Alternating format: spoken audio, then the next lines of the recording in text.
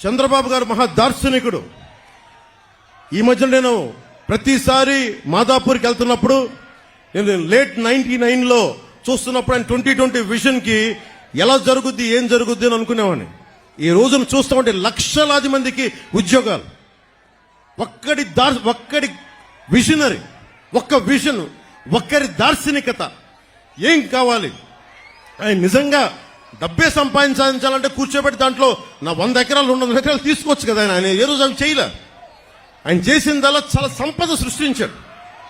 సంపద సృష్టించడం చాలా కష్టమైన పని. దానాలు ధర్మాలు చేయడం ఈజీ.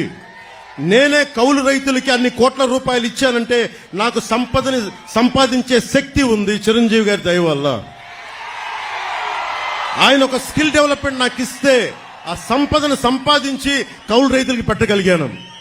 నేనే ఇన్ని కోట్లు సంపాదించి కౌలు రైతులకి ఇస్తే ఇంతమంది యువతకి స్కిల్ డెవలప్మెంట్ కి రేపొద్దున మన ఎన్డీఏ ప్రభుత్వం ఆయన అనుభవంతో కనుక వస్తే ఎంతమంది చేయగలరు?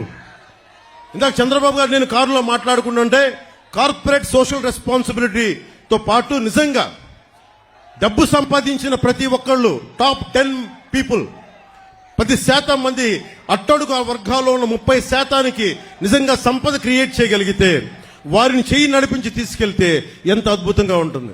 ప్రధానమంత్రి మోదీ గారు అదే కోరుకుంటా ఉన్నారు. అట్టడుగు స్థాయిలో ఉన్న పేదరికులు ఉన్న వాళ్ళకి సంపదన పనులు చేయాలని, సంపాదన ఇవ్వాలి, వాళ్ళకి సంపాదన పనులు చేయాలని. ఆ దిశగా మేము అడుగులు ఇస్తున్నాం. ఆ దిశగా మేము ముందుకెళ్తున్నాం.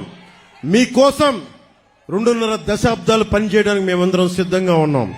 2047 ఇక్కడున్న యువత ఆ రోజు 2047కి అందరికీ 25 ఏళ్ల యువకులు అయిపోతారు. మీరందరికీ 40-50 ఏళ్ళు వచ్చేస్తాయి. మీ భవిష్యత్తు 5 సంవత్సరాలు కాదు. ఈ ఎన్నిక, ఈ ఓట్లు చాలా మీ భవిష్యత్తుకు నిర్దేశించే. దయచేసి మీరు దృష్టిలో పెట్టుకొని, మా సరదా కోసం చెప్పట్లేదు, మీ భవిష్యత్తు కోసం వచ్చాం.